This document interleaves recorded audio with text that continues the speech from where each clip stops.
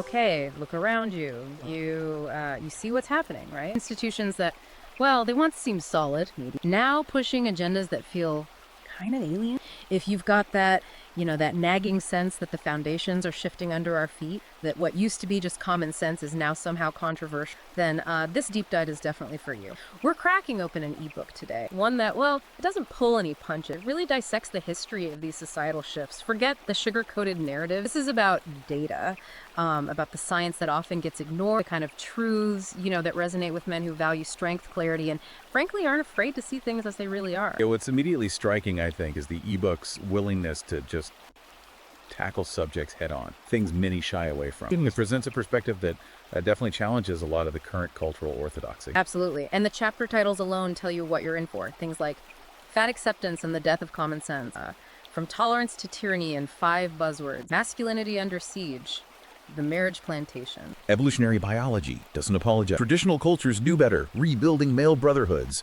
and even sperm counts don't lie.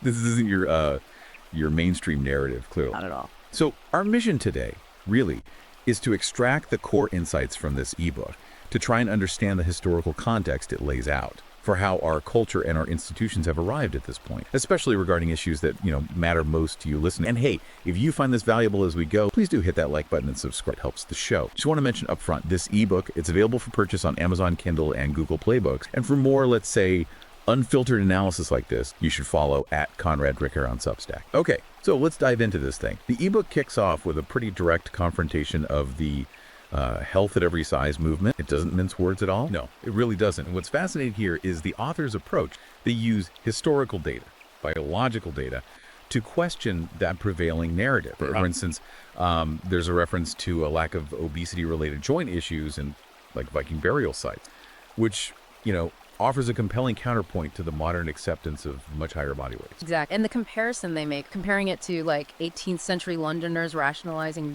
gin-induced liver failure as bodily autonomy. It's brutal, but it's an effective way to highlight the potential dangers of, ignoring biological realities. The ebook references studies, too, on metabolic markers and people advocating for health at every size. And it points to examples like the premature death of a plus-size model who was celebrated for rejecting diet culture. The author uses these examples to really push back against the idea that weight is solely a personal choice without any health consequence. Right. And the ebook connects this to a broader cultural phenomenon they call the Twinkie Manifesto, where the rejection of traditional health standards becomes almost like a form of rebellion. And it suggests this shift can lead to society, downplaying the importance of physical well-being overall. Right. Makes sense. And from there, the ebook pivots. It goes to the concept of tolerance, arguing that it's been sort of twisted into something that resembles tyranny in some ways. It discusses how expressing certain viewpoints outside the norm now, can result in blacklisting or fines for so-called misgendering, and just a general chilling effect on free speech. Now, here's where it gets really interesting, I thought. The author brings in this idea of repressive tolerance, a concept where systems that seem tolerant on the surface can actually suppress dissenting views. Yeah, that's a key point. Think about those corporate privilege, because you sometimes hear about the ebook, draws a direct parallel there. And what's particularly provocative, I think, is the comparison the ebook makes between the tactics of, say, East Germany's Stasi and some modern HR department. Wow. Yeah, it highlights the potential for policies, even ones seemingly enacted with good intentions, to create an environment where open expression is just stifled. It even touches on how environmental, social, and governance ESG score, the ones used by investors, are allegedly being weaponized, used to blacklist contractors who might have conservative viewpoints. So the ebook paints this picture of a landscape where certain ideas aren't just debated, they're actively punished. Yeah, challenging environment. Which I guess naturally leads into the chapter on masculinity under siege. The ebook basically contends that traditional masculine traits, things like assertiveness, stoicism, qualities that historically were vital for building civilization, and let's face it, are still crucial in times of crisis, are now being branded as toxic. Right. And the ebook uses a powerful example here. It talks about the relatively unacknowledged efforts of male volunteers, guys rebuilding homes after the Hawaii wildfires. And it contrasts that with the potential media attention. If those same men had pause to discuss microaggressions, it really raises a question about what our society truly values and celebrates now. It's a stark contrast, isn't it? It is. And it makes you wonder, why figures like Jason Momoa still command such attention if traditional masculinity is supposedly outdated. The ebook's argument is basically that, well, basic biology and the fundamental demands of civilization still require men who can build, protect, and lead. And this societal shift in how we view masculinity, the author argues, it has real-world negative consequences, particularly within systems like family courts, where fathers often face significant disadvantages. And this really sets the stage for the ebook's chapter titled The Marriage Plantation, which presents a very critical view of modern marriage, especially its legal and financial aspects as they relate to men. Right. Yeah, this chapter paints a rather bleak picture, doesn't it? Suggesting that the current legal framework often financially penalizes men, especially through things like alimony and divorce laws. The ebook points to Nevada, for example. Its reputation as a place with more lenient divorce laws, attracting people seeking quicker dissolution. They call it divorce tourism. It even includes this kind of satirical idea of an ex-wife ETF, just to highlight the perceived financial risks for men in modern marriage. It's quite pointed. Yeah. And the author argues that alimony, rather than solely addressing, say, income disparity, can function more like a form of financial penalty, especially in states with no-fault divorce laws. Okay. This chapter also delves into the rise of MGTOW men going their own way, suggesting it's not just some fringe movement, but actually includes successful men who are consciously opting out of a system they see as unfairly structured against them. Right. The ebook even mentions a proposed bachelor tax in Canada as an example of policies that could, potentially, further disincentivize marriage for men.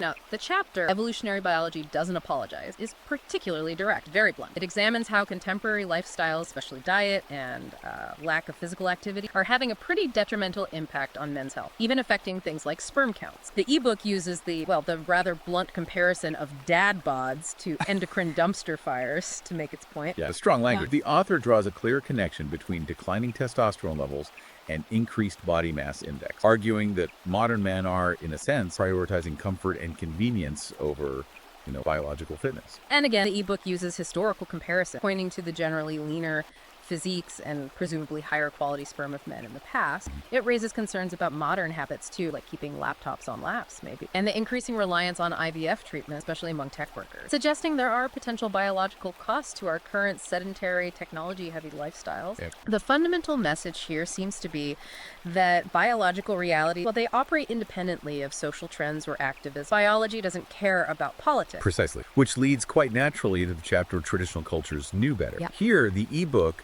looks at societies like the Amish and ancient Sparta. Exactly. This chapter highlights their lower rates of obesity, for instance, and their emphasis on physical strength and important, clearly defined gender roles. Yeah. The ebook points out the striking difference between the Amish's roughly 4% obesity rate compared to the national average, which is much higher. It presents these societies as examples where, hard work, discipline, communal expectations maybe fostered healthier individuals. And the look at Zulu warriors with their incredibly low body fat percentages, that further emphasizes the historical value placed on strength and physical prowess, suggesting modern society might have sort of lost sight of this fundamental understanding. Now, it's probably worth noting that the ebook maybe presents a potentially idealized view of these cultures, right? Focusing on specific aspects that support its argument. Sure, fair point. However, the author's core argument is pretty clear. These societies prioritize certain values that seem to have diminished in modern Western culture. Okay, and finally, let's touch on sperm counts don't lie.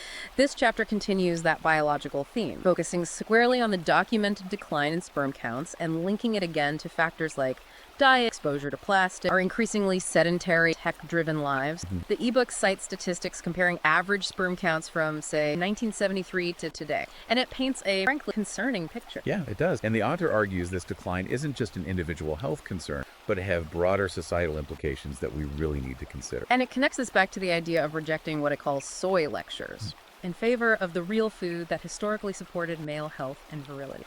The ebook offers a rather cynical perspective here, suggesting that some industries might even profit from promoting both certain dietary trends and then the subsequent need for things like testosterone replacement therapies. A provocative link to make. Definitely. Look, this deep dive has really only scratched the surface of the argument, the data, and the often provocative style of this ebook. Yeah, absolutely. By examining these historical and biological perspectives, the ebook really encourages you, the listener, to critically reevaluate many of the prevailing narratives around health, gender roles, societal values, the things that shape our current cultural landscape. So consider what we've discussed here today. Think about these historical comparisons, these data points the ebook presents. How might they shift your understanding of some of the cultural and institutional shifts you're witnessing? I mean, which institutions do you believe have strayed furthest from their original purpose, maybe? And what could the long-term consequences be? Yeah, reflecting on the foundational principles of our institutions and how current trends align with or diverge from those principles. That's a really crucial exercise, I think, in understanding the present and maybe preparing for the future. Absolutely. And look, for a much deeper exploration of all these topics, including chapters we didn't even get to, on rebuilding male brotherhoods, navigating financial landscape, reclaiming public spaces, be sure to pick up the ebook. It's on Amazon, Kindle, and Google Play Books.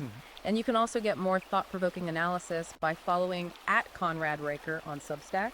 And finally, if you found this deep dive valuable, please do like and subscribe to the show. It really does help us out. Engaging with perspectives like these, even if challenging, can provide really valuable insights as you navigate the complexities of the modern world. Absolutely. Well said. Thanks for diving deep with us today. Until next time.